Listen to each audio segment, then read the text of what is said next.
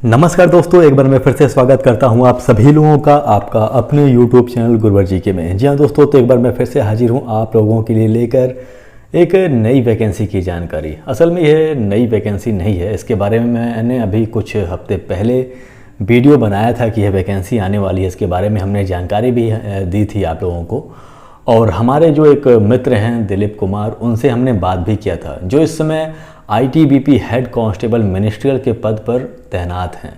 उन्होंने हमें selection process के बारे में बताया था। तो यदि आपने उस वीडियो को नहीं देखा है तो इस वीडियो के डिस्क्रिप्शन में उसका लिंक आपको प्राप्त हो जाएगा, जहां से आप जाकर उसे देख सकते हैं। तो हमारे पास एक ऐसा बंदा मौजूद है जो इस पोस्ट पे पहले ही तैनात हैं।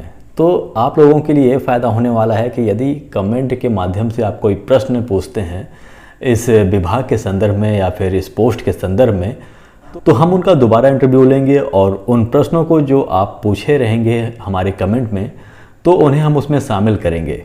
तो चलिए हम ज़्यादा देर न करते हुए आज की वीडियो प्रारंभ करते हैं। आज हम बात करेंगे, अब चूँकि फाइनल इसका जो नोटिस है वह जारी कर दिया गया है और वेबसाइट भी ओपन कर दिया गया है फॉर्म भरने के लिए, यानी कि 8 जून 2022 से। इस वीडियो में आज हम बात करेंगे कि इसमें एज लिमिट कितनी होनी चाहिए, एजुकेशन क्वालिफिकेशन कितना चाहिए, और साथ ही ये भी जानने का प्रयास करेंगे कि प्रक्रिया क्या है, यानी कि किस प्रक्रिया के तहत इसमें भर्ती होनी है। तो यहाँ पे देखिए दिया हुआ है कि recruitment to the post of head constable combatant ministerial और डायरेक्ट एंट्री और लिमिटेड डिपार्टमेंट कॉम्पिटिटिव एग्जामिनेशन, यानी कि इसमें दो तरह की वैकेंसियाँ निकाली गई हैं। एक तो देखिए दोनों तो है मिनिस्ट्रियल ही, यानी कि हेड कांस्टेबल मिनिस्ट्रियल ही है, लेकिन एक डायरेक्ट एंट्री होगी ऐसे अभ्यर्थियों के लिए जो पहली बार ITBP में कार्य करने जा रहे हैं, और कुछ डिपार्टमेंटल भर्तियां भी हैं जिसमें ऐसे अभ्यर्थी शामिल किए जाएंगे जो पहले से ही ITBP में कार्यरत हैं। तो चलिए हम जानते हैं इसके बारे में। और सबसे ज़रूरी चीज़ कि इसे मेल और फीमेल दोनों कैंडिडेट्स भर सकते हैं बड़े आराम से। चलिए बात कर लेते हैं कि जो फॉर्म भरा जाएगा, ये जो फॉर्म है वह ऑनलाइन मोड ओनली भरा जाएगा, यानी कि केवल आप ऑनलाइन भर सकते हैं। फॉर्म जो ओपन हुआ है वो 8 जून 2022 से ओपन हो चुका है, और ये आप भर सकते हैं 7 जुलाई 2022 तक, यानी कि 1 महीने का पूरा आप लोग को समय दिया जा रहा है इस फॉर्म को भरने के लिए। तो अपने डॉक्यूमेंट्स कंप्लीट कर लीजिए और इस फॉर्म को भरना शुरू कर दीजिए। चलिए बात कर लेते हैं कुछ वैकेंसी के बारे में, कितनी सीटें निकाली गई हैं इसके बारे में। तो सबसे पहले हम बात कर लेते हैं ऐसे कि जो डायरेक्ट एंट्री होगी, यानी कि ऐसे अभ्यर्थी जो पहली बार ITBP में कार्य करने जा रहे हैं। तो इसमें जो मेल की जो सीटें हैं वह कुल 135 सीटें हैं, और फीमेल की जो सीटें हैं वह 23 सीटें हैं। इसमें हम मेल के अनरिजर्व की बात करें तो 55, SC की 22, ST की 20, OBC की 24, EWS की 14, और वही हम बात करें फीमेल की तो अनरिजर्व की 10, SC की 4, ST की 3, OBC के 4, EWS के 2, यानी कि टोटल हैं पद 23। यदि हम टोटल पदों की बात करें मेल और फीमेल मिलाकर, तो इसमें अनरिजर्व के 65 हैं, SC के 26, ST के 23, OBC के 28, EWS के 16, और टोटल पद हैं 158, यानी कि डायरेक्ट एंट्री से 158 पद इसमें शामिल किए जाएंगे।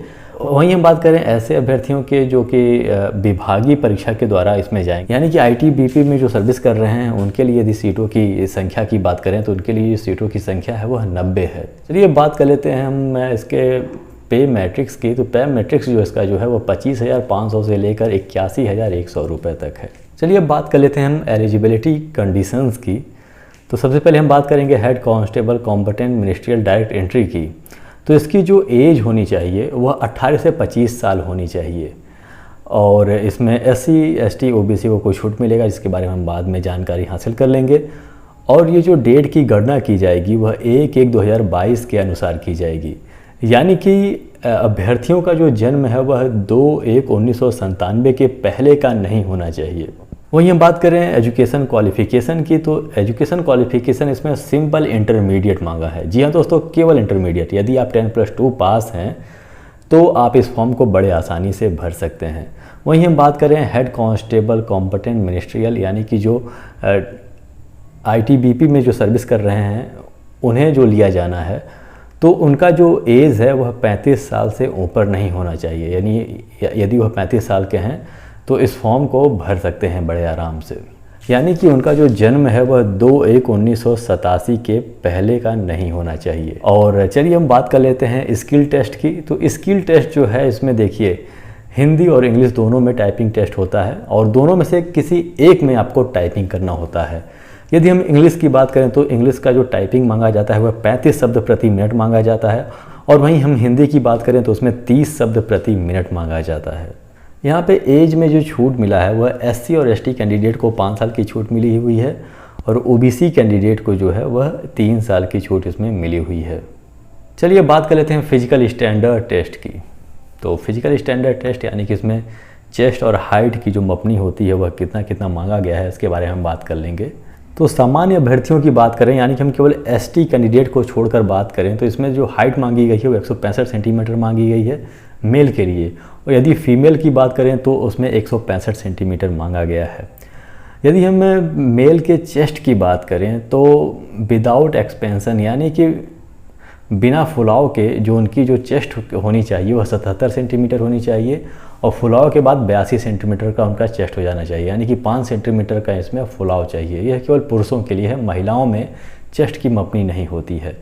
यदि वह किसी ऐसे हिली एरिया से संबंध रखते हैं जैसे कि गढ़वालीज़ हो गया, कुमायूनीज़ हो गया, गोरखा हो गया, डोगरा हो गया, मराठास हो गया, तो ऐसे अभ्यर्थी जो हैं उनकी जो हाइट मांगी गई है वो 162.5 सेंटीमीटर मांगी गई है। मेल की और फीमेल की बात करें तो 150 सेंटीमीटर उनका मांगा गया है। यदि उनके चेस्ट की बात करें तो 77 सेंटीमीटर नॉर्मल चाहिए और 82 सेंटीमीटर फुलाव के बाद चाहिए, यानी कि 5 सेंटीमीटर का इन्हें भी फुलाव चाहिए। यानी कि देखा जाए तो इनका जो हाइट में तो छूट मिल रही है लेकिन चेस्ट में कोई छूट नहीं मिल रही है। यदि हम बात करें ST यानी कि शेड्यूल्ड ट्राइब्स के कैंडिडेट्स की बात करें हम तो इनकी जो हाइट मांगी गई है वो 162.5 सेंटीमीटर मांगी गई है मेल की और 150 सेंटीमीटर मांगी गई है फीमेल की। यदि हम चेस्ट की बात करें तो नॉर्मल चेस्ट इनका 76 सेंटीमीटर होना चाहिए और फुलाव के बाद 81 सेंटीमीटर हो जाना चाहिए।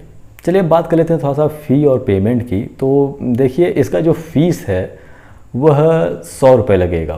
किसके किसके लिए? तो अनरिजर्व के लिए, OBC हो गया, EWS हो गया, ऐसे कैंडिडेट के लिए 100 रुपये फ़ीस जमा करना होगा। ऐसे अभ्यर्थी जो शेड्यूल कास्ट से या फिर शेड्यूल ट्राइब से या फिर फीमेल हैं या फिर एक्स सर्विस मैन हैं तो उनके लिए कोई फ़ीस जमा करने की आवश्यकता नहीं है। चलिए बात कर लेते हैं हम सिलेक्शन प्रोसेस की जो काफ़ी इम्पॉर्टेंट है। तो सिलेक्शन प्रोसेस में सबसे पहले जो होता है वो फिजिकल एफिशिएंसी टेस्ट होता है, यानी कि PET, जिसे सामान्य रूप से हम दौड़ कह सकते हैं। तो आइए देखते हैं कि दौड़ कितना मांगा जाता है। तो इसमें मेल कैंडिडेट के लिए सबसे पहले मैं दौड़ की बात करूंगा। तो इसमें 1.6 किलोमीटर का आप लोग का दौड़ होगा, यानी कि 1600 मीटर का दौड़ होगा जो कि 7.5 मिनट में आप लोग को पूरा करना होगा।